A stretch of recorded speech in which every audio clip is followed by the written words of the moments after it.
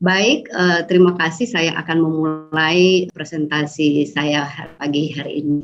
Jadi pada kesempatan ini saya akan sharing tentang bagaimana menjaga kesehatan mental anak dan bagaimana mencegah burnout orang tua di masa pandemi COVID-19. Seperti kita ketahui bahwa saat ini adalah boleh dikatakan saat-saat yang sangat menakutkan ya di gelombang kedua ini dibanding gelombang pertama ya. Dan akhirnya pemerintah akan kembali melakukan beberapa kebijakan-kebijakan yang memang akhirnya tidak akan mempengaruhi baik kepada anak-anak, khususnya anak-anak kita ya. Karena kenapa? Karena dengan distancing ya, dengan beberapa protokol-protokol yang memang sangat agak sulit dilakukan oleh anak-anak ya, apalagi kalau usia anak masih di bawah balita ya. Dan sesuai dengan tugas perkembangan anak ya, memang situasi pandemi ini di mana kita harus distancing itu sangat berpengaruh kepada perkembangan jiwa dan mental anak. Karena kita ketahui bersama bahwa pada saat pandemi pertama ya di Provinsi Hubei, tempat pandemi berasal, telah melakukan beberapa penelitian, salah satunya diteliti ada 2.330 anak diteliti, dan ternyata dari sekian sampel ini didapatkan bahwa ada 22,6% dari anak sekolah yang mengalami depresi di masa pandemi ini, dan ada 18,9% mengalami gangguan kecemasan. Jadi di sini kita bisa melihat bahwa memang benar-benar tidak main-main, bahwa memang faktor pandemi ini benar-benar sangat berpengaruh pada kesehatan mental anak. Nah, pertanyaannya, mengapa bisa terjadi gangguan mental pada anak dan remaja? Karena kita tahu ya, kalau dipikir-pikir, kan biasanya anak-anak orang tua, ya kan? Tapi kenapa bisa mengalami depresi? Kenapa bisa mengalami kecemasan seperti itu? Padahal mereka tidak ada beban psikologis, itu diambil alih oleh orang tua. Nah, harus diketahui bahwa dalam perkembangan anak ini ternyata ada seorang ahli psikologi ya, namanya Erik Erikson itu, karena teorinya yang mengatakan bahwa ternyata aspek psikososial adalah faktor yang sangat berpengaruh terhadap tumbuh kembang anak ya, sampai usia lanjut sebenarnya ya, jadi bukan anak aja. Nah, tahap pertama yang ini tahap-tahap yang paling krusial ya dalam kehidupan seorang manusia ya. Karena bagaimana di sini pertama kali di sini benar-benar dasar dari basic trust, artinya kepercayaan dasar ini terbangun di periode waktu ini. Jadi bagaimana dia tumbuh menjadi anak yang berkepribadian yang dewasa ya, matur, dia bisa mempercayai orang lain dan dia juga bisa mempercayai dirinya. Ini berada di usia jenjang usia baru lahir sampai 18 bulan. Kita harus pola asuh, parenting orang tua harus benar-benar bagus sehingga anak bisa tumbuh dengan trust ya, basic trust yang bagus ya. Apabila tahapan ini tidak bisa dilalui dengan baik atau dilalui dengan tidak baik, ini akan menimbulkan mistrust pada anak. Jadi anak-anak akan bertumbuh menjadi anak-anak yang suka kurang percaya orang, suka parno orang ya, ada sedikit-sedikit mencurigai orang, sedikit-sedikit tidak percaya pada orang, apalagi percaya dengan dirinya sendiri juga ya. Selanjutnya tahap kehidupan anak di usia 2 sampai 3 tahun. Nah, di usia 2 sampai 3 tahun ini biasanya tahap di mana mereka sudah belajar toilet training atau potty training ya. Nah, biasanya di sini anak-anak sudah belajar ya untuk bagaimana memiliki kendali diri lebih besar ya. Nah, contohnya misalkan banyak orang tua yang mendidik anaknya terlalu strict ya di dalam hal toilet training ya, harus bersih, harus apa. Nah, ini juga menjadi persoalan ketika di kemudian hari dia bisa bertumbuh menjadi anak-anak yang perfeksionis ya. Jadi harus seperti yang dia alami pada saat masa-masa kecilnya ya. Nah, biasanya anak-anak yang melewati masa ini dengan baik, dia akan menjadi seorang anak yang sangat mempunyai otonomi, dia dapat memiliki kendali diri yang besar dibanding ketika tidak bisa melewati dengan baik, artinya ada konflik di jenjang waktu ini, dia akan menjadi anak-anak yang peragu, pemalu, dia tidak punya otonomi diri seperti itu. Nah, di tahap ini, di tahap usia prasekolah 3 sampai 5 tahun ini, di tahap ini anak mulai terlibat dalam permainan dan interaksi sosial. Nah, kenapa saya hubungkan dengan pandemi ini? Karena dengan pandemi ini kan otomatis ya, tahapan perkembangan di usia ini akan bisa terganggu juga ya. Nah, dengan itu bisa bagaimana caranya ibu-ibu, orang tua akan mensiasati dengan kondisi pandemi ini yang harus distancing ya. Belum tentu juga anak-anak tetangga mau diajak seperti itu ya. Nah, mungkin bisa disiasatin dengan cara ya melakukan teknologi yang sekarang kan, misalkan lewat Zoom atau video call dengan saudara-saudaranya, sepupu-sepupunya yang jauh atau yang dekat pun juga, tapi dalam bentuk daring seperti itu supaya anak-anak merasa oh tetap bisa seperti itu.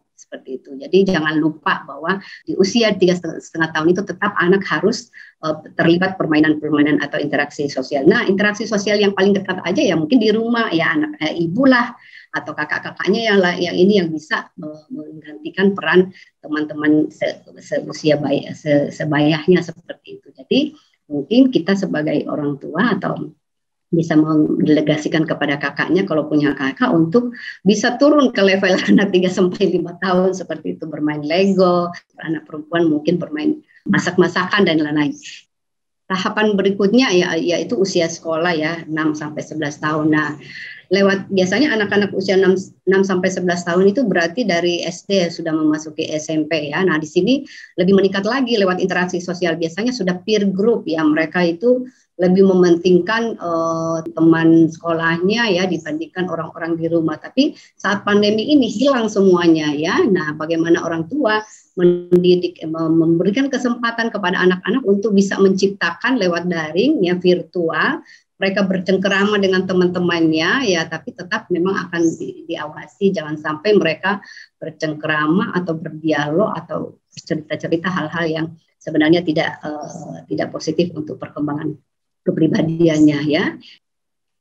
Nah, masa remaja ini yang paling sangat kita khawatirkan ya, karena pada saat usia ini anak-anak sudah mencari jati dirinya ya, kadang-kadang mereka punya figur-figur tertentu gitu loh ya. Ada yang memfigurkan artis, ada yang memfigurkan pemain bola dan macam-macam seperti itu. Nah, itu pada kondisi seperti ini, pandemi ini hanya mereka bisa dapatkan barangkali dari virtual seperti itu ya. Nah, pada saat usia ini juga pendampingan orang tua itu harus juga lebih maksimal, karena apalagi di era globalisasi sekarang, dunia internet benar-benar luar biasa pengaruhnya. Tetap kita harus memberikan himbauan kepada anak-anak untuk tetap melihat, menonton konten-konten yang positif, hindari konten-konten yang kira-kira akan merusak perkembangan kepribadian. Bagaimana tata laksana pendampingan anak dengan masalah psikologis ya. Nah, apalagi saat-saat sekarang pandemi ini ya pasti akan banyak. Tadi udah diketahui bahwa ternyata di penelitian itu banyak yang depresi, itu baru satu penelitian, belum yang lainnya, belum di Indonesia. Mungkin di Indonesia lebih banyak lagi. Untuk penanganannya memang dibutuhkan keterlibatan banyak faktor ya, banyak pihak ya. Yang paling utama adalah keterlibatan keluarga. Dalam hal ini titik beratnya pada orang tua tentunya ya, kemudian yang lainnya adalah masyarakat dan tentunya pemerintah juga dengan kebijakan-kebijakannya. Demikian dari saya, mungkin nanti lebih lengkap lagi nanti dilanjutkan dengan tanya jawab. Terima kasih. Selamat pagi kepada ayah, ibu, orang tua. Aku Dr. Andini, aku dokter anak di Rumah Sakit Permata. Dan hari ini kita akan mengenai bagaimana sih menghadapi anak-anak dan kita sebagai orang tua menghadapi masalah pandemi yang sudah berjalan hampir 1,5 tahun ini. Pasti semua udah bosan di rumah, pasti semua udah pengen anaknya sekolah, anak-anaknya pun juga udah pengen ketemu sama teman-temannya, tapi stop, kita harus bersabar lagi, apalagi dengan peningkatan angka COVID yang semakin tinggi. Yuk kita sama-sama belajar gimana menghadapinya untuk anak-anak dan untuk kita sendiri sebagai orang tua, seperti yang tadi Dr. Diana sudah ngobrol atau memaparkan banyak mengenai kesehatan burnout pada orang tua. Oke, ini judulnya Happy Kids in Facing Changes Due to COVID-19 Pandemic. Artinya sih sebenarnya gimana sih kita menghadapi pandemi ini dengan tetap semangat dan tetap ceria untuk kita sendiri dan untuk anak-anak. Ya, ini aku hanya ingin memaparkan mengenai kasus saat ini. Ini COVID yang kemarin banget, Juli tanggal 2, terkonfirmasinya makin tinggi ya, 25.830. Dan ini aku ingin memaparkan usia-usia yang terkena COVID-19 di Indonesia.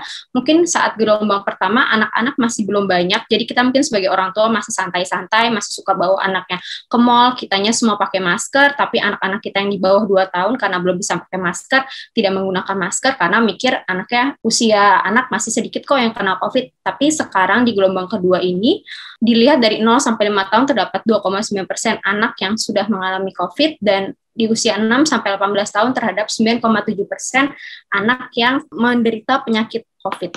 Jadi di sini di gelombang 2 ini kita sudah melihat tren bahwa anak-anak sudah mulai kena COVID, dan ini bukan hanya sekedar data, tapi sebagai saya dokter yang masih bekerja dan menangani anak-anak sakit, ini nyata bahwa memang banyak saat ini anak-anak yang dulunya nggak pernah punya anak COVID atau hanya 1-2 dan itu biasanya remaja, sekarang anak-anak umur 2 tahun, 3 tahun datang dengan demam dan batuk, kemudian dengan orang tuanya yang sedang isoman.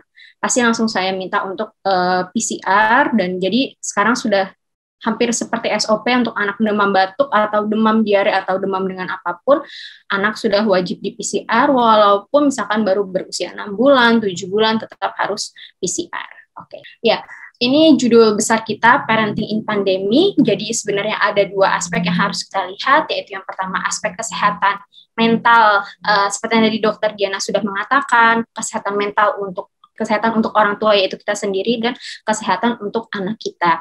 Dan yang kedua adalah kesehatan badan atau kesehatan biologis, bagaimana tetap mempertahankan anak kita menjadi anak yang sehat walaupun hanya di rumah saja. Oke, bagaimanakah menjaga anak untuk tetap sehat di masa COVID-19 ini? Yang tadi aku ulang lagi, yang pertama makan makanan yang sehat, kemudian olahraga, yang ketiga adalah tidur yang cukup atau yang teratur.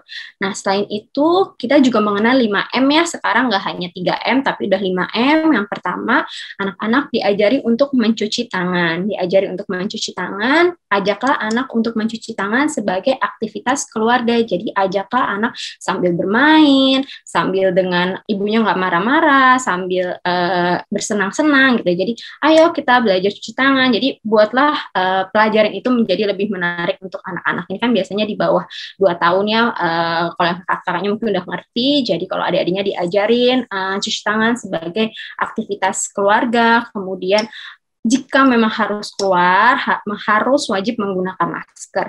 Dan masker tidak direkomendasikan untuk anak kurang dari 2 tahun. Tapi tetap diharapkan ibu-ibu untuk tidak membawa anaknya keluar rumah.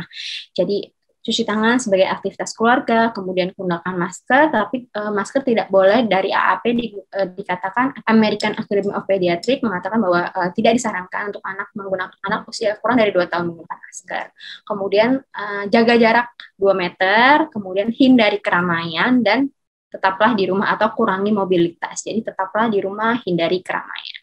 Nah, ini merupakan rekomendasi IDAI. IDAI merupakan Ikatan Dokter Anak Indonesia. Ini rekomendasi dari IDAI berdasarkan usia yang tadi, makan makanan seimbang, kemudian aktivitas, dan tidur teratur. Kalau ibu-ibu mengatakan berapa sih aktivitas yang harus dilakukan untuk anak saya, karena kok kayaknya anak saya nonton terus ya, atau kok kayaknya main game sama teman-temannya terus ya, kok pegang gadget aja ya. Nah, itu sebenarnya Ikatan Dokter Anak Indonesia telah memberikan rekomendasi berdasarkan usia, yaitu kurang dari 1 tahun, PA artinya physical activity.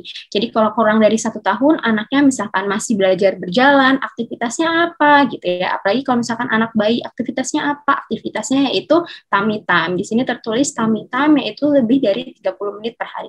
Tummy time itu apa sih? Tummy time itu anaknya ditelungkupkan. Jadi sebenarnya ditelungkupkan itu dari bayi sudah boleh, asal dalam pengawasan orang tua.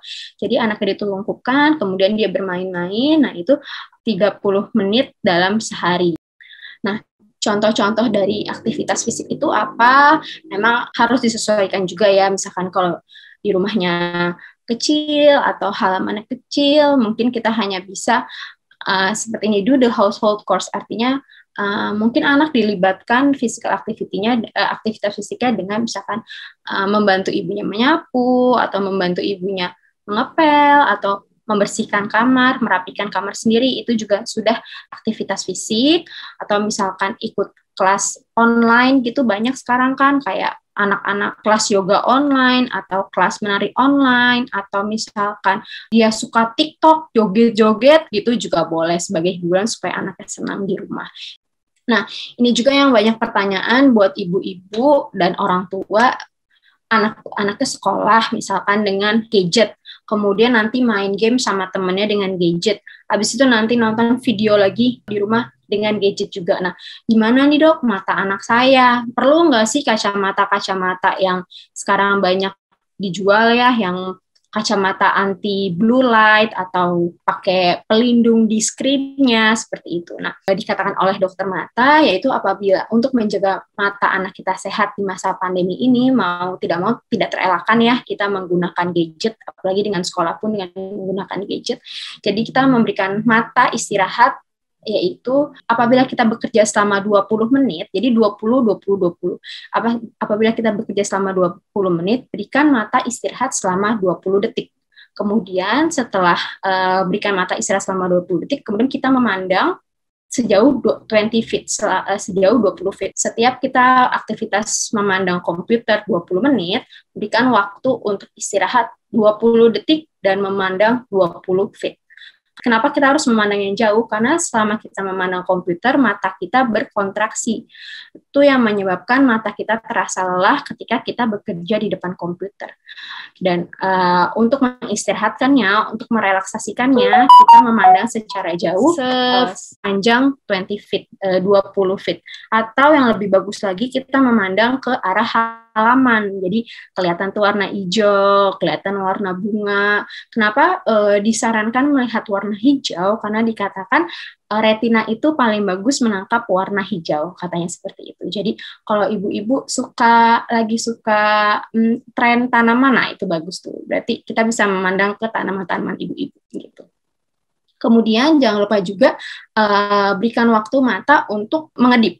Kenapa? Karena kalau kita bekerja di depan komputer, kita kadang suka lupa ngedip, saking kita konsentrasinya. Padahal mengedip itu merupakan hal yang penting untuk membasahi kornea agar mata kita tetap basah. Kemudian jarak antara mata dan screen yaitu sejauh 30 cm itu minimal. Jadi buatlah jarak dengan mata dengan layar yaitu sejauh 30 cm. Kemudian yang tadi saya bilang tidak perlu no need to use anti blue light glasses. Jadi tidak perlu menggunakan kacamata yang sekarang banyak beredar. Kemudian jangan lupa juga harus penerangan yang baik supaya tidak terlalu kontras antara komputer dan ruangan. Jadi penerangan yang baik itu juga penting. Nah, ini yang terbaru yaitu menjaga anak-anak kita sehat di masa pandemi ini adalah dengan memberikan vaksinasi. Untuk saat ini yang baru tersedia adalah anak usia 12-17 tahun. Dan ini sudah akan dimulai mungkin besok ya di GBK. Usia 12-17 tahun dapat diberikan vaksinasi Sinovac kalau nggak salah ya. Nah, ini merupakan rekomendasi yang terbaru tertanggal 28 Juni. IDAI sudah merekomendasikan untuk pemberian vaksin COVID-19 pada anak dan remaja usia 12-17 tahun. Nah, ini yang tadi COVID-19 parenting on one time yang tadi aku bilang. Jadi, sediakan waktu, set aside time to spend with each child. Jadi, sediakan waktu tiap anak untuk sama kita aja selama paling enggak 20 menit. Jadi kita no gadget, no drama, no YouTube, no semua. Jadi kita benar-benar main bersama anak-anak. Dengan baby dan toddler bisa nyanyi bareng, atau main blog, atau cerita, tell a story, baca-baca buku, atau baca buku yang hanya ada gambar-gambarnya, jadi sambil kita terangin gitu. Intinya kita bermain sama dia selama 20 menit tanpa terganggu apapun. Nah, ini yang tadi yang kalau udah seharian, udah main, kita rangkum tuh sebelum bobo. Sebelum tidur kita rangkum, udah ngapain aja. Ih, hebat, tadi gimana belajarnya, pinter, dapat berapa nilainya, bagus. Kita hargai dia selama seharian udah ngapain aja. Atau itu nggak hanya untuk anak-anak yang SD, tapi mungkin yang sama yang umur 2 tahun, 3 tahun, dia udah bisa. Ya, ini hanya ini yang rekomendasi IDAI mengenai pembukaan sekolah di masa pandemi ini, yang rekomendasi yang akhirnya ditunda sekolahnya karena COVID-19 makin banyak. Ini terutama yang di Jakarta sih. Oke, itu saja. Terima kasih atas perhatian dan terima kasih atas kesempatannya.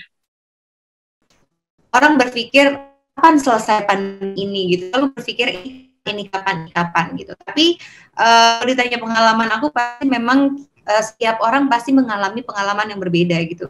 Jadi kalau ditanya ke aku, memang aku nggak boleh egois dengan diri aku sendiri juga. Kadang aku selalu bilang sama suami aku tipikal orang yang sebenarnya nggak terlalu bisa untuk menghadapi anak belajar sendiri. Itu aku bukan orang yang tipikal yang bisa in charge 100% Mbak Diana gitu. Karena memang aku juga ada kegiatan. Makanya aku memberikan fasilitas tambahan untuk KIF, kayak ada tambahan 2 guru untuk pelajaran, plus 1 guru agama yang memang dari dia umur 2 tahun juga dia sudah sama guru itu gitu. Jadi kalau kita egois, kita nggak bisa nemenin, tapi dia ditaruh sama mbak doang gitu kan dokter. Jadi aku tetap memfasilitasi dia dengan guru, dia jadi bisa interaksi dengan guru yang datang ke rumah belajar. Karena buat aku sebagai orang tua khawatirnya adalah kalau misalnya dia tidak didampingin dengan orang yang berpengalaman, pada saat nanti pandemi insya Allah selesai dan begitu dia kembali sekolah, takutnya dia nggak paham dengan apapun, mungkin karena kita terlalu sering bantu tugas-tugasnya, terus juga pekerjaan apapun kita juga bantu tanpa dia paham, itu yang bahaya gitu. Jadi memang aku tahu anak aku butuh seorang pendamping lebih dari seorang orang tuanya yang memang dampingi juga, dia guru. Makanya tadi dokter Diana dan dokter Andini juga bilang tolong didampingin gini.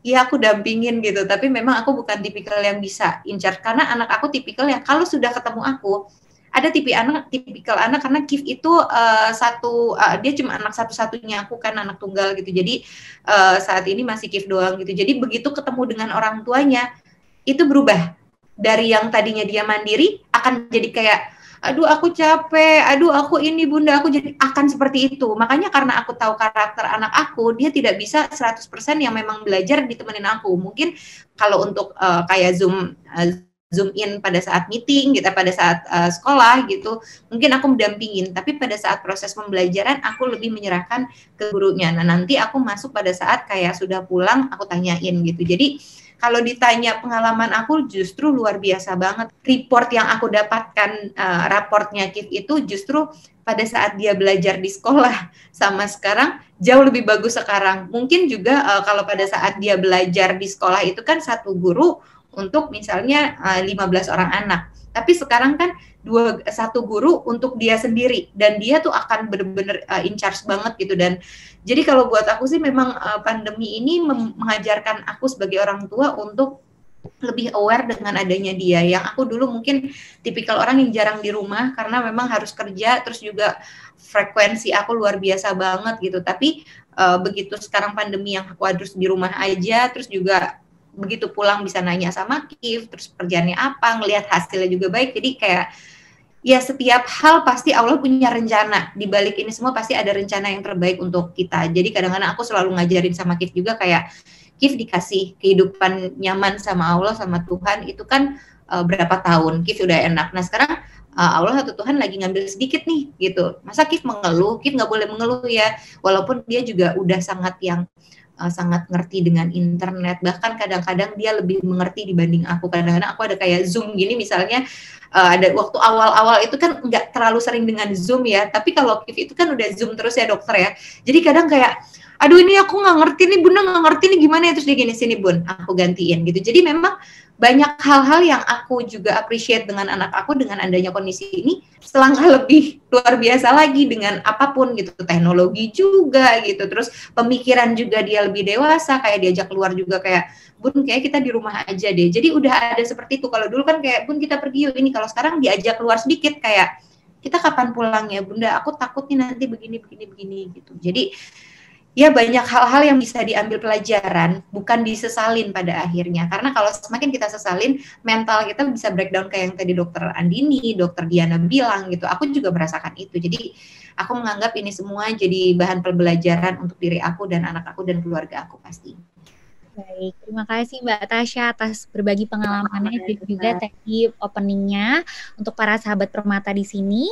Sambil mau kenalin Mbak Tasya juga nih, jadi Mbak Tasya ini merupakan seorang ibu, influencer dan juga entrepreneur, dan mungkin di sini sahabat Permata juga followersnya Mbak Tasya ya, atau @tasya_nurmedina, ibu dari seorang putra berusia 10 tahun. Mbak Tasya ini lulusan Public Relation dari London School of Public Relation dan juga merupakan CEO dari Mekanisme Karya Indonesia, co-founder Zem Cosmetic, community ambassador Rumah Millennials, dan juga Women in News Nova. Wah, oke. Kita akan lanjut nih ngobrol-ngobrol lagi kepada Dokter Diana, mungkin bisa on video, Dokter. Baik, nah Dok dan Mbak Tasya sudah banyak sekali nih pertanyaan di kolom chat, jadi aku akan mulai untuk pilih satu pertanyaan dulu ya Dok ya, dan Mbak Tasya. Nah, jadi mungkin ini pertanyaannya boleh dijawab dulu Dok oleh Dokter Andini nih. Bagaimana kita sebagai orang tua tuh memperlakukan dua anak perempuan yang pas sesuai kebutuhan ini Dokter Andini, dari Aisyah Sanbit di Depok. Jadi yang satu misalnya dalam fase anak 1 tahun, yang satu misalnya fasenya ini udah lebih besar, SD atau remaja, seperti itu Dokter. Bagaimana mungkin Dokter untuk seperti pola asuh atau pembagian waktunya ya Dok ya? Baik, silakan Bu, bisa dimulai dari Dokter Andini. Iya, terima kasih. Halo Mama, ini kayak aku ya, anak satu udah umur 8 tahun, satu baru usia 2 tahun, jadi jaraknya beda karena dulu sekolah. Udah. Nggak bisa lagi. Udah. Kalau aku malah ini sharing sama kayak Mbak Tasya, jadinya ya kita jadi sharing. Kalau karena aku dokter anak, mungkin kalau pola asuh seperti itu mungkin Dokter Diana yang lebih ngerti ya, karena dari bagian psikolog gitu ya, psikiater. Nah, jadi kalau aku malah melibatkan kakak, ini kan enak ya, dua-duanya cewek, aku juga dua-duanya cowok, jadi enak kakaknya tuh udah tahu kayak mainan dulu dia tuh apa gitu. Dan kadang aku tuh melibatkan kakak, abangnya untuk bantu adiknya, misalkan adiknya lagi mau main mobil-mobilan, bang tuh temenin adiknya main mobil-mobilan, ntar abangnya nemenin main mobil-mobilan. Jadi lebih enak sebenarnya punya anak yang beda jauh umurnya, jadi bisa bantuin kita untuk ngomong, bisa bantuin untuk ngasuh, dan apalagi dengan gender yang sama, jadi mainan kakaknya dimainin lagi sama mainan adiknya gitu. Jadi malah harusnya kita bersyukur dan melibatkan si kakak untuk membantu bermain bersama adiknya. Tapi misalkan kalau misalkan kakaknya udah SD, dia kan lebih dewasa, lebih mandiri, jadi lebih enak untuk kita malah bisa fokus ke adiknya dibanding kalau misalkan yang jaraknya agak deket gitu, jadi masih heboh sama kakak yang pertama dan anaknya masih juga misalkan anak kedua. Kalau ini kan jaraknya jauh, jadi kita lebih bisa fokus ke misalkan adiknya, karena kakaknya udah bisa ditinggal, udah lebih mandiri, dia udah punya jadwal sendiri dan dia udah tahu keinginan dianya tuh apa gitu. Baik, terima kasih Dokter Andini. Mungkin dari Dokter Diana bisa ditambahkan Dokter untuk pertanyaan. Jadi ini kasusnya ibu dengan 2 orang anak nih Dok. Yang satu masih fase anak-anak, masih fase misalnya 1 tahun, 1-2 tahun, yang satu sudah SD atau lebih besar lagi Dok. Untuk pola asuhnya Dokter.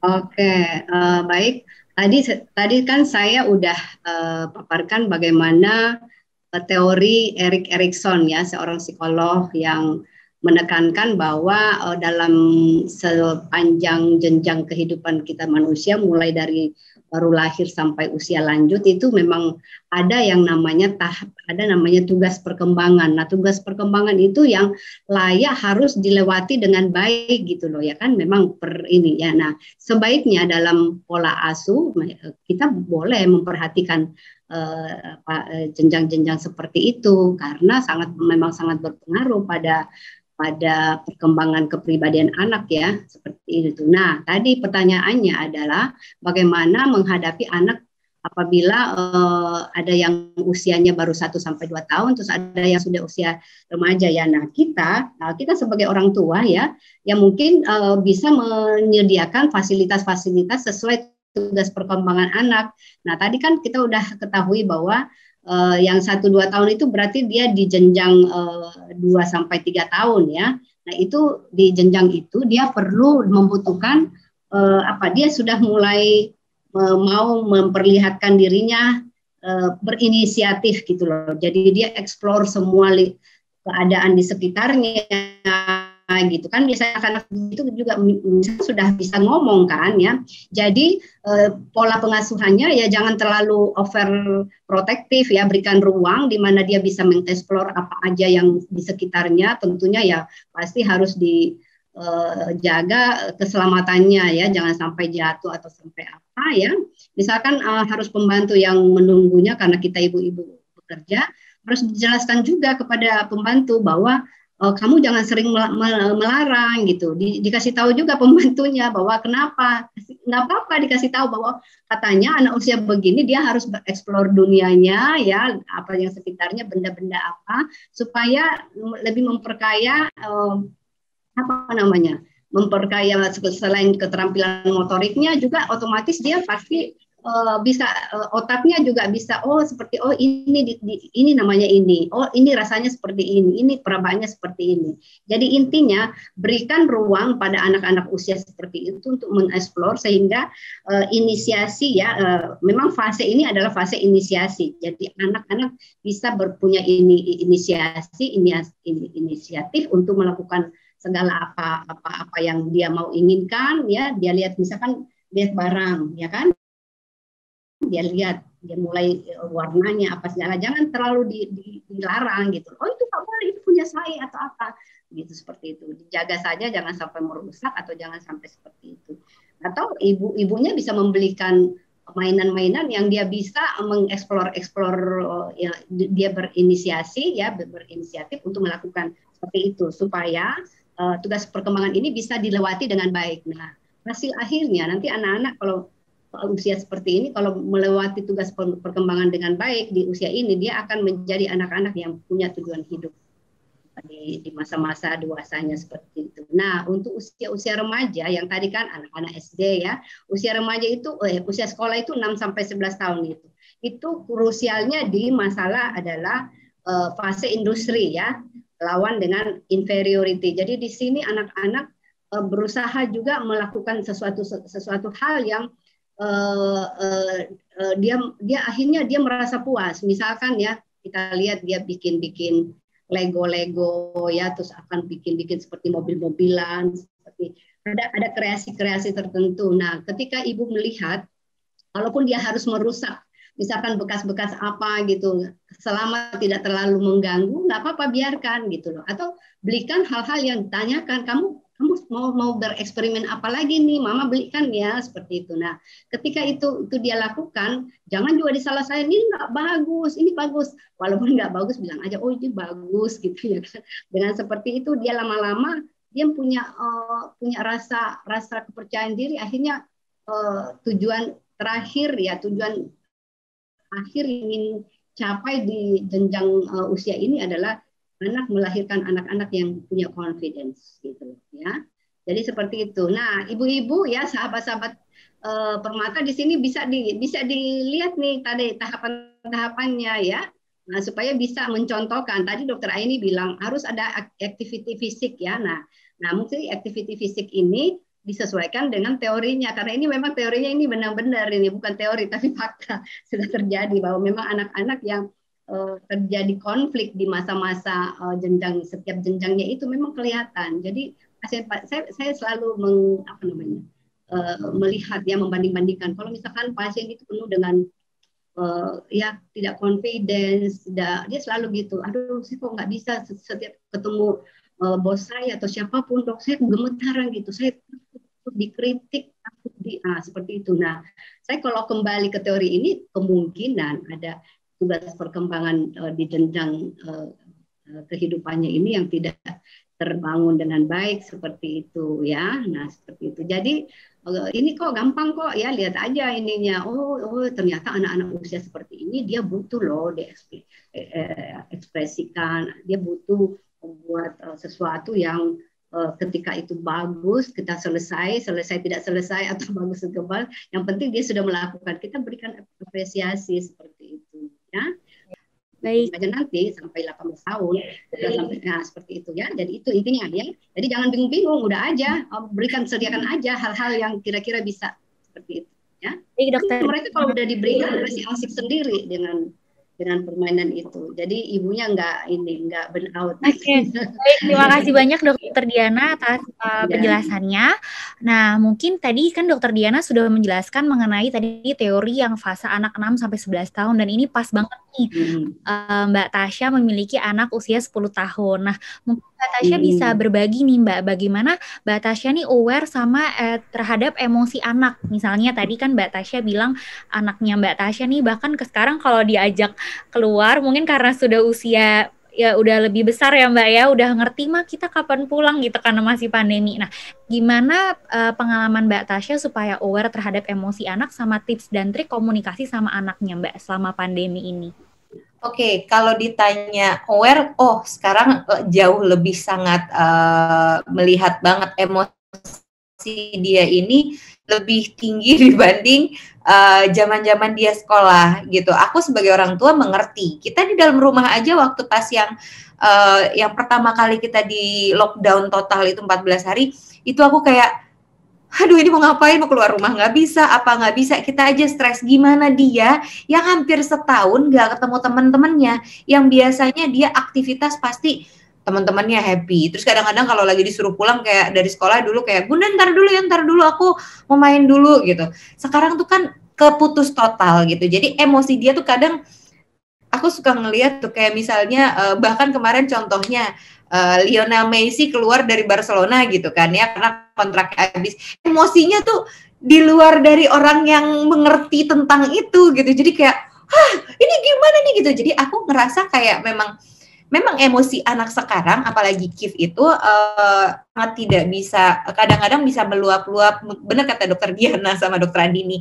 Ya kita yang harus memang ekstra luar biasa, Dokter Syafira. Kalau misalnya kalau kita tidak bisa mengerti dengan kondisi dia, ya pada akhirnya siapa lagi gitu. Jadi kalau misalnya tipsnya sih sebenarnya aku tuh sebagai orang tua memposisikan diri aku itu bukan sebagai orang tua aja, tapi sebagai teman, sebagai sahabat, sebagai kakaknya juga. Karena biar gimana pun kalau misalnya kita memposisikan sebagai orang tua juga terus-terusan, nih aku orang tua kamu harus ngerti, enggak, karena aku selalu bilang gini, enggak semua orang tua juga benar, bisa jadi Kif yang benar gitu. Jadi memang kadang-kadang aku suka bilang sama Kif, Bunda juga banyak belajar kok dari Kif gitu. Kif kadang-kadang suka ngasih tahu Bunda ternyata benar ya, Bunda yang salah. Jadi memang aku memposisikan bukan berarti orang tua itu selalu benar, dokter. Kadang anak juga bisa benar gitu. Jadi kadang-kadang kalau ada apa-apa pun, aku suka memberikan waktu atau memberikan luang sama dia untuk, Kif, boleh nggak Kif kasih masukan ke Bunda? Kif pengennya seperti apa? Bunda seperti apa? Bun, kita main dulu yuk gitu. Walaupun kadang-kadang dia tuh pengen banget aku ikut masuk ke dalam mainannya dia yang lagi gadget kayak dia yang happening banget gitu. Terus kayak, Bunda harus ngerti mainan ini. Aku selalu bilang kayak, Bunda nggak mau, karena Bunda takutnya kalau udah main, nanti Bunda jadi edik, nanti siapa yang ngurusin ini? Jadi aku ngasih penjelasan seperti itu gitu. Terus kayak, apa yang dia suka, kayak misalnya dia ini anaknya suka banget sama yang art-art, dan yang tadi Dokter Diana bilang, berikan apa yang dia suka. Kayak misalnya Kif itu pernah minta satu hal sama aku, minta dibeliin mainan itu dokter, kayak claymation gitu. Kalau yang di mall-mall kan ada yang suka ngambil boneka pakai tek gitu kan, terus nanti dia jalan gitu. Nah sekarang kan pandemi susah kan, akhirnya dia bilang, Bun beliin dong. Akhirnya sempet aku lama beliinnya. Sampai akhirnya ternyata dia inisiatif untuk cari kardus besar. Dia bikin kayak claymation gitu, ada talinya, ada gagang giniannya, terus mainan di dalamnya. Terus ternyata buat aku kayak, jadi nggak harus juga kadang-kadang apa yang dia mau kita kasih. Karena begitu kita nggak kasih, dia akhirnya otak dia berpikir untuk, gue gimana ya, kayak gue pengen dapetin mainan ini, tapi dari apa? Akhirnya dia jadi kreatif gitu. Jadi kalau Dokter Syafira nanya, mengerti emosi dia sangat sekarang lebih terlihat seperti itu gitu. Jadi kadang-kadang aku suka nanya juga sama mereka, gimana sekolahnya, misalnya Kif gimana nih hari ini, ya gitu deh Bun gitu, ya gitunya gimana gitu. Terus Kif apa yang dibutuhin, kayak Bun aku nih mata aku, dia itu tadinya matanya normal, Dokter Syafira, Dokter Diana, dan Dokter Andini, normal senormal-normalnya. Begitu school from home, satu kali pas aku kemarin positif COVID-19, tau-taunya pas bulan Januari, dia di rumah mama aku, justru yang aware tuh adik-adik aku, dia bilang kalau Kif kalau ngelihat barang tulisan udah gini udah kayak nyureng gitu kan. Akhirnya pas dicek ke rumah sakit, ke klinik mata, totonya ternyata langsung -2. Itu hanya dalam waktu kurang dari 1 tahun. Kenapa? Aku tidak menyalahkan juga karena memang bukan karena mainan doang. Mungkin kalau dulu jam waktu sekolah dia pagi sampai siang sampai jam 2 sampai jam 3 dia di sana. Mungkin jam main dia kan aku bisa kontrol, Dok. Kayak misalnya oh ya sebentar doang ya karena kasihan kalau dia udah main udah sekolah masa nggak aku kasih waktu di rumah. Kalau sekarang dari pagi sampai siang kerjaannya semua dari Zoom. Sekolahnya tugas-tugasnya juga pakai Google Classroom. Terus juga kalau sampai aku nggak kasih waktu dia untuk main, itu juga aku egois. Aku pasti kasih waktu dia untuk main. Tapi kan kembali dengan ini juga. Kadang-kadang waktu sore aku udah kasih kayak dia main di luar gitu. Jadi memang ada beberapa hal yang menurut aku kayak kita sebagai orang tua juga tidak boleh egois, karena kalau semakin kita egois, emosi anak nih, awal-awal kan aku juga masih meraba ya Dok ya, kayak ini gimana nih nanti ke depannya, dan ternyata sekarang alhamdulillah sudah sama-sama bisa belajar, sama-sama bisa mengontrol kondisi Kif seperti apa, kalau dia lagi moodnya juga nggak bagus gitu, berarti aku masuk, yuk kita main yuk, akhirnya sekarang kayak kita pelihara hamster dari cuman 2 hamster, sekarang 22 hamster, walaupun aku takut, tapi kalau dia lagi main kayak, ya udah deh itu dia happy gitu. Jadi kayak buat aku kayak benar dokter Diana bilang apa yang bikin anak kita happy selama itu positif, go ahead lo jalanin, dan itu yang lagi aku jalankan sekarang. Oke, makasih Mbak Tasya atas berbagi pengalamannya nih, menarik banget ya untuk para ayah bunda di sini yang mungkin juga mengalami hal yang sama seperti yang Mbak Tasya alami selama pandemi ini. Nah berikutnya masih nyambung nih. Dokter Safira boleh berkomentar boleh, ya tentang tadi itu Dok, itu sebenarnya memang benar, ini membuktikan bahwa anak dokter itu di fase itu memang fase industri ya, mereka itu ya, jadi melakukan keterampilan yang mereka ekspresikan sendiri. Bayangkan dus ya dia bisa. Nah itu sebenarnya jadi itu memang menyatakan bahwa memang anak-anak di usia begitu memang tugas perkembangannya seperti itu. Jadi apapun yang dia dapatkan, dia bisa aja mungkin dia punya dokter udah belikan, tapi dia bisa aja dia berkreasi, penasaran dia pakai hal-hal apa yang benda-benda di sekitarnya untuk melakukan, karena itu kan kepuasannya di situ ketika dia berhasil melakukan ya, membentuk sebuah apa yang dia dalam imajinasinya dia membentuk sebuah misalkan kapal atau pesawat atau apa. Nah itu membuktikan bagi kita bahwa benar loh, jenjang usia itu memang fase industri yang benar-benar memang. Oke, terima kasih Dokter Diana. Nah, tadi berhubungan sama yang Dokter Diana dan Mbak Tasya sebutkan dan jelaskan juga, ini ada pertanyaan juga nih dari sahabat Permata untuk anak yang bosan dan tantrum. Jadi dia tidak bisa menyalurkan energinya itu yang sedang aktif-aktifnya, misalnya untuk bermain di luar rumah, misalnya seperti bermain di taman. Karena misalnya saat ini kasus COVID sedang lonjakannya tinggi lagi seperti itu.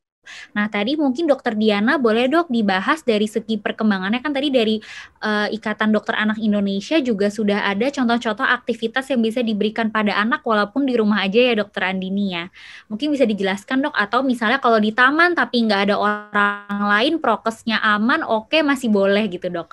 Silakan Dokter Andini.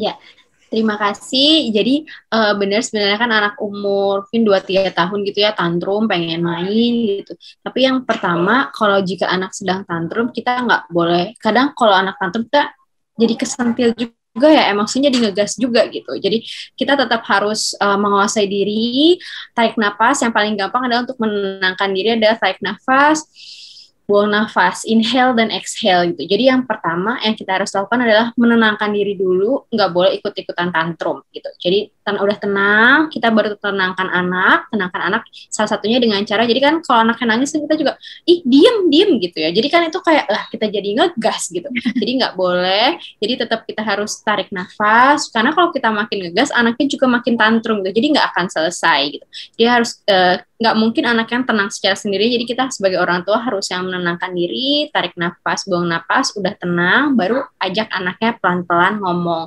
Anak pasti 2-3 tahun, mungkin di awal-awal dia nggak ngerti, tapi lama-lama kalau kita kasih positif, kata-kata positif, lama-lama dia juga akan ngerti. Jadi tarik nafas, buang nafas, kita tenangkan dia, kita peluk dia, dikatakan paling bagus itu memeluk dari belakang. Jadi di belakang, dipeluk dari belakang, dipangku sambil kita usap-usap belakangnya dari dahi sampai ke punggung. Jadi kita usap-usap sambil dipeluk, sambil misalkan kita berikan kata-kata positif. Ketika dia tenang, baru kita katakan sebenarnya kita juga harus menurunkan ekspektasi kita. Jadi misalkan yang tadinya nggak boleh banget main di luar, takut banget sama COVID, mau nggak mau ya gimana kalau anaknya misalkan udah tantrum seperti itu. Jadi salah satunya adalah untuk menemukan win-win solution adalah kita menurunkan ekspektasi. Benar kata Mbak Safir tadi. Dok ya, lebih fleksibel orang tuanya. Iya, benar, lebih fleksibel. Kalau nggak kita sendiri pusing sendiri gitu. Misalkan kita yang benar-benar nggak boleh main keluar gitu. Bener main keluar nggak boleh, cuma mungkin yang tadi Mbak Safira bilang, boleh nggak sih dok main tuh cuma kayak di garasi lah, kalau nggak atau nggak cuma di halaman depan rumah yang misalkan tempat antara pintu sama pagar gitu, boleh nggak sih gitu. Ya kita menurunkan ekspektasi, oke, kalau sampai situ boleh gitu, tapi misalkan kalau main keluar dari pagar nggak boleh dulu ya. Kemudian kita fasilitasi misalkan dengan ada bola gitu, bola-bola kecil atau beliin kayak mainan buat anak gitu. Jadi kitanya juga harus pertama kita harus tenang, kedua menurunkan ekspektasi, dan yang ketiga menyediakan juga mainan buat anak-anak kita. Jadi nggak bisa kita ngelarang tapi nggak nyari solusinya gitu. Misalkan kalau kayak anak Mbak Tasya kan udah gede, dia mungkin udah bisa tuh nyari cara sendiri ya. Tapi kalau untuk anak-anak usia 2 tahun 3 tahun ya kita yang harus bantu untuk nyari solusinya, yaitu dibeliin mainan kah gitu. Main-main air atau nyuci-nyuci mainannya dia yang kecil-kecil gitu-gitu kan juga bisa. Jadi dialihkan perhatiannya, jangan kita malah tambah ngelarang gitu sih. Coba mungkin dari Dokter Diana bener nggak dok kayak gitu? Oke, baik, mungkin ini juga berhubungan nih dok, yang tadi Dokter Andini sudah jelaskan sama hubungannya sama parental burnout, dan ternyata banyak sekali nih dok yang tanya soal parental burnout. Nah tadi kan Dokter Andini bilang salah satunya itu tarik nafas, inhale, exhale, seperti itu untuk orang tuanya harus tenang dulu baru bisa memberikan ketenangan pada anak. Nah mungkin dari Dokter Diana bisa jelaskan lebih lanjut dok, tadi walaupun sudah ada di slide, mungkin lebih dielaborasi dok tips-tipsnya untuk mengatasi parental burnout. Dan juga ada yang tanya nih dok, terutama kalau ada terkendala kekurangan support system dalam mengatur atau mengasuh anak-anak. Silakan Dokter Diana.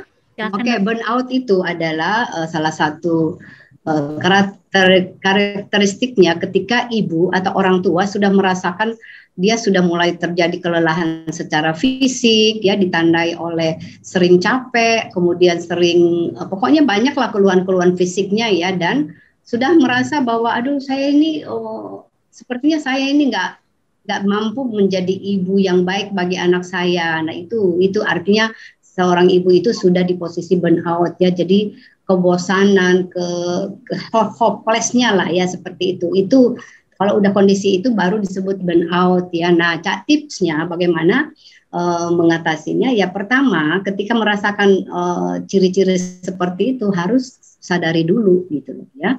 Dia harus menerima gitu, sadar, oh ya jangan-jangan, bukan jangan-jangan lagi, aduh saya benar-benar sudah di posisi ini nih. Nah kalau sudah di posisi ini ya saya harus terima apa adanya, seperti itu. Nah bagaimana caranya untuk menerima, karena ketika kita menyadari tapi tidak menerima itu juga tidak akan mencarikan solusi ya. Nah menyadari lalu menerima lalu mencarikan solusi, biasanya setelah kita menerima kita banyaklah cara kita mencari-cari. Kan sekarang dunia internet kan bisa cari-cari gitu gimana caranya. Nah termasuk yang saya sudah sampaikan bagaimana untuk menghilangkan atau mengurangi burnout itu adalah ya bagaimana untuk menjaga juga apa yang kita inginkan, apa yang kita fokus pada apa yang kita sukai sebetulnya ya. Kira-kira apa ya untuk menghilangkan burnout saya ini? Saya sukanya apa ya? Ya udah, misalkan ambil waktu untuk me time dan diskusikan dengan suami, dengan anak-anak ya. Baik kalau anak-anak sudah ada yang dewasa ya, harus mungkin dengan dari hasil diskusi itu disepakati bahwa mama dalam kondisi seperti ini, tolonglah kakak ya untuk menghandle kerjaan mama, supaya anak-anak juga tahu bahwa semua urusan rumah tangga juga tidak hanya pada ibu, tidak ada banyak, ayah juga harus tahu, mendampingi ya. Nah, menjawab pertanyaan tadi itu, support system itu tidak hanya juga, memang support system yang utama itu pastinya di keluarga ya, yaitu ayah ya pastinya ya, orang paling dekat. Tapi support system atau dari keluarga yang lain. Tapi support system juga bisa kita dapatkan dari teman loh ya. Teman, sahabat kita, walaupun kita tidak onsite, bisa lewat daring atau apa, yang penting teman yang bisa benar-benar mau mendengarkan kita, tapi dia menjaga rahasia kita. Nah, itu bisa sekedar curhat seperti itu, ya kan? Seperti itu. Jadi jangan juga menganggap bahwa support system itu hanya dari orang-orang terdekat dalam ini. Kalau apalagi kalau memang sudah terjadi penolakan, ya artinya suami sudah tidak bisa menganggap bahwa pekerjaan ibu itu tugas anak, mendidik anak itu tugas ibu aja. Memang banyak loh umumnya kita orang Indonesia seperti itu barangkali ya, bahwa pendidikan anak itu hanya pada ibu. Padahal sebenarnya modern parenting sekarang itu harusnya berkolaborasi ya dengan suami dan anak-anak yang memang sudah bisa mengasuh anak-adiknya juga seperti itu. Jadi intinya bahwa ketika kita burn out, kita harus menyadari dulu, lalu menerima, lalu mencari solusinya. Salah satu solusinya adalah punya me time lah sedikit, karena refreshing juga ya. Kalau misalkan ke salon nggak bisa ya, mungkin kamu bisa lihat kan banyak tutorial ya, bisa banyak sebenarnya. Makanya bapak jangan juga dong marah-marah kepada istrinya ya, kalau megang gadget itu bukan berarti yang hal-hal yang negatif, bisa saja banyak. Kayak saya juga ya. Jadi nah ini juga kita jangan juga terlalu a priori kalau lihat anak kita memegang gadget ya, artinya memang kita harus kasih batasan ya. Jadi kembali bahwa gadget itu tidak selalu memang orang negatif ya. Banyak juga loh yang positif-positif. Banyak, beberapa kali contoh anak saya usia 15 ya sekarang. Saya bilang, Dek, apa aja sih yang kamu ini kalau di ini? Ternyata dia juga justru makanan, jadi cara-cara ini baru diekspresikan, dilakukan di rumah gitu loh. Jadi bikin seperti itu. Jadi akhirnya saya berkesimpulan, ternyata kita nggak boleh terlalu negatif pada ini ya. Kalau anak-anak itu ini ternyata dia juga bisa bereksplor yang positif seperti itu ya. Jadi itu intinya, cari refreshing itu nggak mesti mahal ya. Refreshing itu bisa tetap di rumah, tapi ya bisalah menyenangkan ya. Atau yang tadi Dokter Aini bilang ada yang hobi bunga gitu ya. Banyak kan yang seperti itu ya. Suaminya marah-marah gara-gara istrinya tuh beli bunga melulu ya kan, ya mungkin itu me time buat dia ya, untuk kebahagiaan tersendiri gitu. Baik, terima kasih Dokter Diana penjelasannya tuh. Jadi ayah bunda untuk menghadapi parental burnout yang pertama perlu sadari dan acceptance dulu ya Dok ya, menerima. Lalu acceptance dulu, iya benar. Lalu kita mencari solusi. Nah tadi dari tips dari Dokter Diana itu salah satunya bisa me time dan juga melakukan hal-hal yang disenangi oleh para ayah bunda, dan itu bisa sederhana ya. Dan satu lagi tadi untuk misalnya anak bermain media sosial itu terkadang kita bisa mencari sisi positif loh, tidak hanya negatif saja dari media sosial. Apalagi sebenarnya sekarang selama pandemi nih di 1,5 tahun di rumah aja ya, pasti akses paling mudah itu kita belajarnya dari media sosial. Misalnya untuk para bunda yang suka yoga keluar, sekarang yoganya via YouTube misalnya seperti itu. Baik, nah sekarang aku mau tanya nih ke Mbak Tasya. Mungkin Mbak Tasya boleh ceritain dong Mbak, pernah nggak nih selama 1,5 tahun nih mengalami parental burnout yang tadi Dokter Diana jelasin, udah ngerasa kelelahan secara fisik, mental, terus ngerasa gimana nih ngasuh anak pandemi gitu. Terus gimana sih pengalaman Mbak Tasya dalam mengatasi hal tersebut? Iya, jadi kalau pengalaman aku sih sebenarnya aku tuh tipikal orang yang sebenarnya gampang tahu kapan aku ngerasain parental yang kayak burnout gitu ya. Jadi kalau aku udah ngerasa itu, aku selalu berpikir gini, stop berusaha menjadi seorang super mom. Karena kadang-kadang orang selalu berpikir, yang namanya ibu harus bisa ini, harus bisa ini, harus bisa ini, harus bisa ini. Bahkan kadang-kadang istilahnya bukan orang ibu aja, seorang cewek tuh kadang-kadang aku sambil nyetir, bisa sambil dandan, aku aku bisa sambil terima telepon juga, kadang aku bisa sambil melakukan sesuatu aktivitas apapun di dalam mobil sambil nyetir. Begitu dilakukan sama suami yang nyetir, dia nggak bisa tuh sambil nyetir, sambil misalnya ini, sambil ini, nggak bisa. Jadi memang kadang-kadang cewek itu memang bisa melakukan sesuatu yang double, melakukan sesuatu ini. Nah, kadang-kadang suami itu suka ngerasa, oh ya udah mungkin kamu bisa ini seperti ini, seperti ini, seperti ini. Tapi makanya kadang-kadang begitu aku merasa seperti parental burnout itu, aku langsung ngerasa kayak, oke, aku nggak boleh ngerasa menjadi seorang supermom. Karena ternyata wanita juga sebenarnya nggak harus bisa melakukan semuanya sendiri kok gitu. Kadang-kadang aku justru mempersilahkan Kif untuk kalau Kif bisa melakukan sendiri, ya kamu lakukan sendiri gitu. Mempercayakan apa yang bisa dilakukan sendiri. Kemudian juga benar kata Dokter Diana, Dokter Andini, aku tuh tahu kita harus tahu nih sebagai seorang kita harus tahu diri kita me time-nya tuh apa. Aku tuh gampang dokter. Me time aku tuh cuman perlu naik mobil sebenarnya, dengerin musik kencang-kencang, muter aja. Jadi perjalanan aku dari rumah ke kantor itu buat aku me time. Jadi me time bener kata dokter juga. Me time tuh nggak perlu mahal. Me time tuh nggak perlu mahal gitu. Aku tuh orangnya seneng banget denger musik gitu. Kemudian aku tuh anak konseran sebenarnya. Begitu ada pandemi nggak bisa konser, nggak bisa dengerin musik kemana-mana karena suamiku tuh tahu gitu kan. Me time-nya aku tuh kadang kalau misalnya sebelum pandemi kayak aku butuh yang aku mau nonton konser A, B, C, dia tidak pernah melarang. Dia tahu kesukaan istrinya apa dan aku ngerasa support system aku mendukung me time-nya aku. Jadi aku ngerasa support system aku juga luar biasa banget. Kemudian juga kayak setelah me time, kemudian juga aku tahu support system aku. Yang tadi Dokter Diana bilang support system itu bukan berarti harus suami, ya dokter ya. Jadi aku merasa support system aku selain teman aku adalah mbak aku di rumah. Gitu karena buat aku bisa sharing sama mereka. Aku selalu bilang sama mbak-mbak aku di rumah, mungkin orang yang tiap ke rumah kaget gitu. Aku memperlakukan mbak aku bukan memperlakukan seorang mbak di rumah. Jadi kadang-kadang aku memperlakukan dia sama seperti aku memperlakukan Kif juga. Kadang-kadang kayak misalnya kita jamnya makan, ya kita makan di meja makan bareng. Karena buat aku kita bisa sharing bareng gitu. Kadang-kadang suami aku kan juga syuting, jarang di rumah gitu. Jadi buat aku support system aku selain teman aku, sahabat aku, keluarga aku adalah mereka.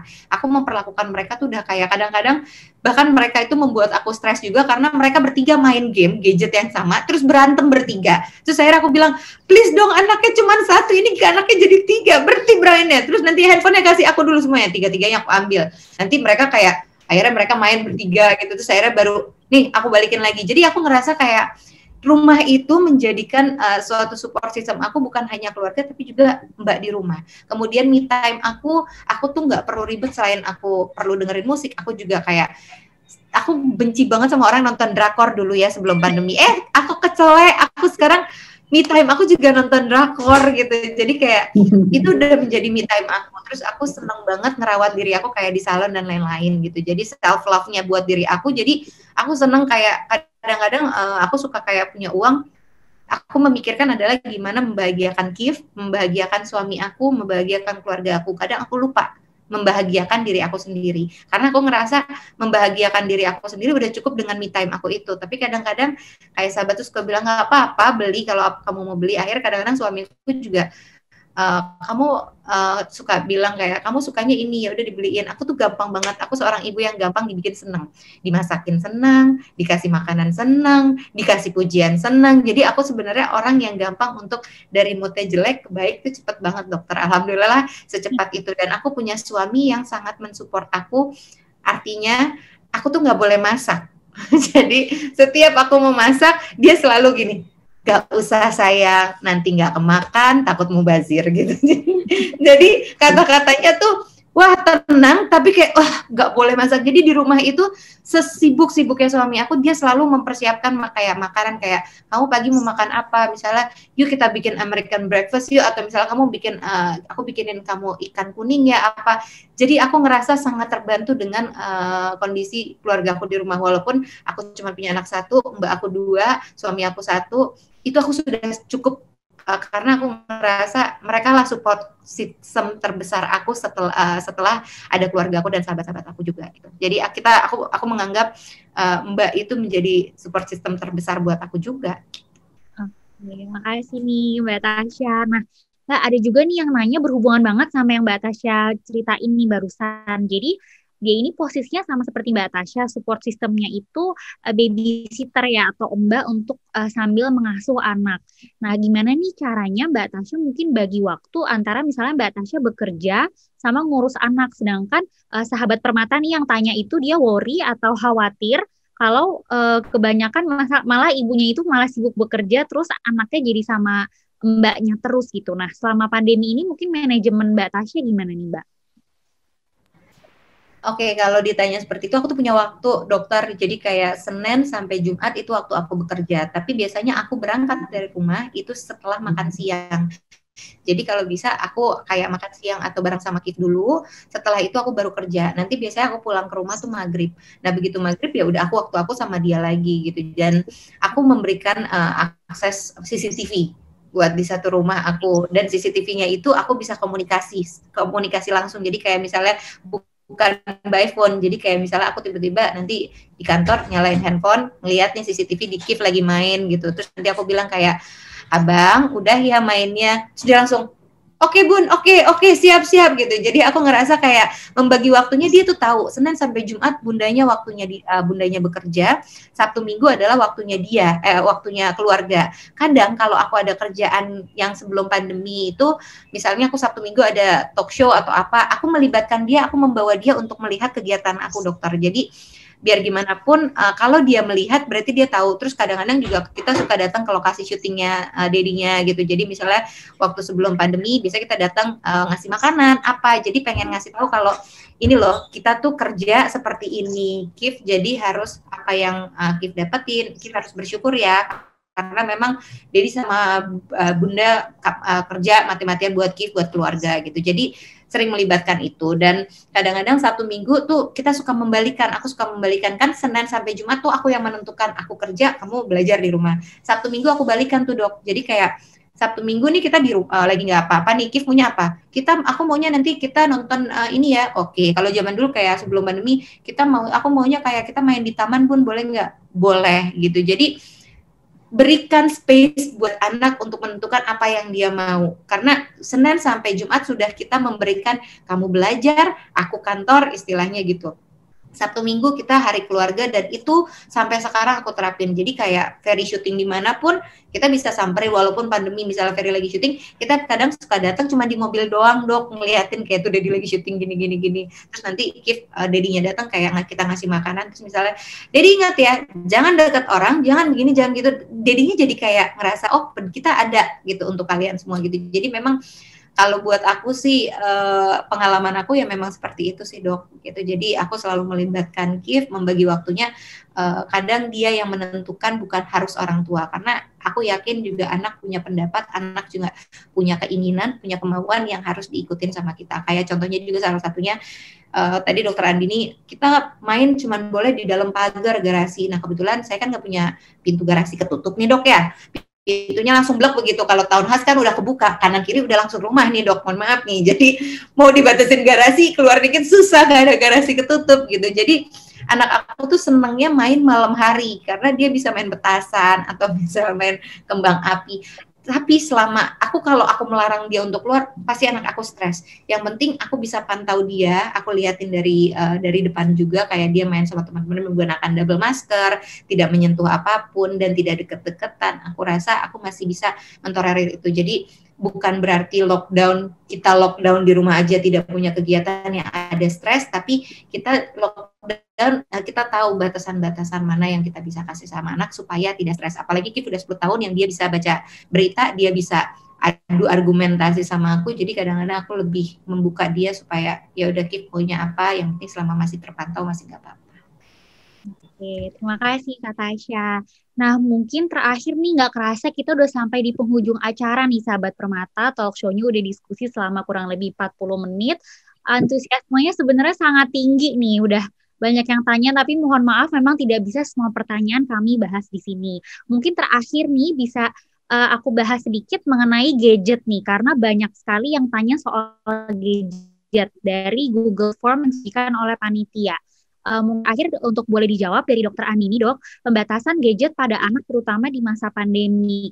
karena kita tahu sendiri tadi kan segala kegiatan sekarang lewat gadget ya, dari screen time itu tadi ada batasannya dari usia anak, dan juga takutnya kan berpengaruh nih dok terhadap pertumbuhan dan perkembangan anak kalau dia kebanyakan main gadget itu. Nah mungkin dokter Andini boleh di-highlight untuk waktu batasan sesuai usia anaknya dokter.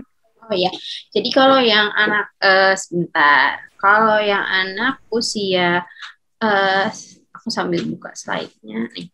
Jadi kalau anak kurang dari 1 tahun, sebenarnya screen time dari IDAI ini kan rekomendasi ya. Jadi kita hanya merekomendasikan, tapi yang terbaiknya adalah kalau kurang dari 1 tahun itu sama sekali tidak merekomendasikan untuk diberikannya gadget ya. Gadget itu nggak hanya handphone atau tab. Jadi kadang-kadang kalau ngomong gadget, ibu-ibu suka ngomong, enggak dok, saya nggak ngasih handphone, saya nggak ngasih tab. Oke, suka nonton, aku tanyakan ke arah yang lain, suka nonton TV nggak, Ma? Oh, kalau nonton TV suka dok. Nah, jadi sebenarnya gadget itu apapun itu, mau tab, mau handphone, mau TV, itu disebut dengan gadget gitu. Jadi makanya di sini bukan gadget time ya, tapi screen time. Jadi tontonan gitu. Nah, kalau kurang dari 1 tahun memang tidak direkomendasikan. Kalau usia 1 sampai 3 tahun, 1 sampai 2 tahun screen time-nya itu video call dengan keluarga. Jadi 1 sampai 2 tahun yang direkomendasikan adalah video call dengan keluarga. Kemudian 2 sampai 3 tahun hanya maksimal 1 jam. Jadi 2 sampai 3 tahun maksimal 1 jam. Dan di atas 3 tahun screen time-nya 1 jam. Ini kan memang dibuat bukan saat waktu pandemi ya. Jadi memang kalau pandemi memang banyak yang harus kita sesuaikan. Misalkan nggak mau kita, misalkan kayak tadi di atas 3 tahun 1 jam, sekolah aja pakai Zoom aja 1,5 jam. Belum lagi kalau anak saya les pakai Zoom juga tambah 1 jam. Gitu. Jadi memang yang tadi juga dibilang kalau memang dalam masa pandemi ini supaya kita nggak burn out, kita memang harus menurunkan ekspektasi tapi yang benar gitu. Jadi misalkan IDAI bilang 1 jam, kita kalau misalkan 1 jam mungkin kita bisa mengurangi dulu untuk saat ini misalkan 1,5 jam sampai 3 jam itu udah pakai waktu sekolah seperti itu. Tapi kalau misalkan orang tua ingin tahu rekomendasi dari IDAI yang tadi aku Dokter Andini penjelasannya sangat penting nih untuk para ayah bunda untuk tahu rekomendasi dari IDAI, tapi tetap bisa disesuaikan secara fleksibel dengan jadwal sekolah anak ya, apabila anak-anak ini learn from home. Yes. Baik, mungkin sebelum saya akhiri, boleh ada closing statement atau take home message, boleh mulai dari Dokter Andini dulu dok, lalu Dokter Diana. Silakan Dokter Andini. Oh iya.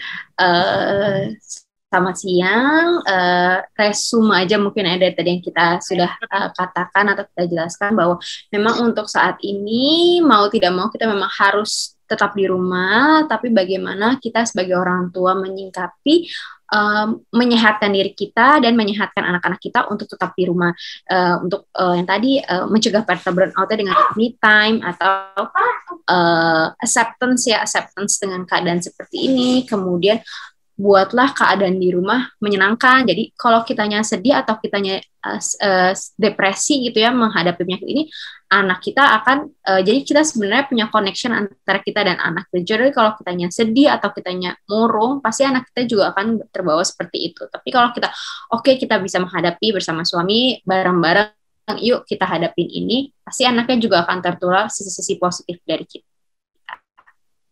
Terima kasih. Dokter Andini. Untuk Dokter Diana, silakan. Ya, baik, sahabat Permata, sebagai closing statement saya bahwa dalam masa pandemi ini yang perlu kita sadari itu dan kita perlu kita hadapi ya, bahwa pandemi ini kita tidak akan tahu sampai kapan. Jadi oleh karena itu kita harus punya lifestyle ya, dengan prokes yang memang sudah ditentukan 6M itu, dan jadikan prokes itu sebagai lifestyle kita dan jadikan sebagai kita internalisasi, artinya apapun kita tetap dalam hati kita seperti itu ya. Lalu kemudian kita harus terima bahwa pandemi ini ya tidak bisa kita sangkal ya, akhirnya akan mengkondisikan mood kita, kondisi jiwa kita menjadi lebih baik ketika kita bisa acceptance ya. Nah, bagaimana untuk menjaga kesehatan mental anak kita dan mencegah burnout kita orang tua, yaitu intinya pada mood ya, bagaimana caranya untuk memelihara mood baik orang tua maupun anak ya. Nah, bagaimana caranya untuk anak moodnya bagus ya, berikan ruang sesuai dengan tugas perkembangan mereka, lalu sambil pendampingan, sambil pengawasan supaya menghindarkan mereka dari kecelakaan ya. Dan untuk kita orang tua sebaiknya kita juga punya cara-cara teknik-teknik atau keterampilan-keterampilan khusus untuk keluar dari rutinitas kita ya, yaitu dengan ya kembali lagi kayaknya sepertinya kita sepakat semua di sini bahwa memang me time ya, nggak ada duanya me time, macam-macam, setiap orang berbeda me time-nya. Itu saja barangkali dari saya ya, semoga kita boleh melalui pandemi ini dari hari ke hari dengan menerima acceptance, lalu kita tetap menjadikan prokes 6M itu sebagai lifestyle kita. Terima kasih. Terakhir, silakan untuk Mbak Tasya menyampaikan kepada para audiens di sini. Iya, yang paling penting sih sebenarnya jangan jadikan pandemi ini menjadi sesuatu yang bikin kalian stres. Memang itu sudah pasti stres gitu. Tapi semakin kita membuat segala sesuatunya menjadi segala bentuk sisi apapun jadi negatif, itu tidak bagus untuk mental kita juga. Jadi aku sih cuma menyarankan buat teman-teman dan ibu-ibu semuanya ini tetap jangan pernah takut untuk berobat ke rumah sakit, khususnya di rumah sakit Permata, karena pasti protokol kesehatannya ini udah sangat dijaga sama rumah sakit Permata. Karena juga setahu aku nih, pada saat misalnya ada anak atau misalnya kita yang sakit batuk atau pilek, itu pasti sudah dipisahkan gitu. Jadi memang untuk kita yang mau berobat atau mau apa, atau mau ada punya rencana kayak aku menambah momongan, tadi kan ada klinik untuk IVF ya Mbak ya. Dokter ya. Jadi bisa juga untuk bisa melakukan konsultasi dengan dokter atau misalnya kita nggak boleh takut gitu. Dan yang pasti untuk vaksin, untuk kontrol anak, untuk kontrol diri kita, percayakan sama Rumah Sakit Permata. Dan juga aku punya pesan nih, love our kids, love our family, and the important things is love yourself. Itu paling dari aku. Terima kasih Mbak Tasya. Terima kasih.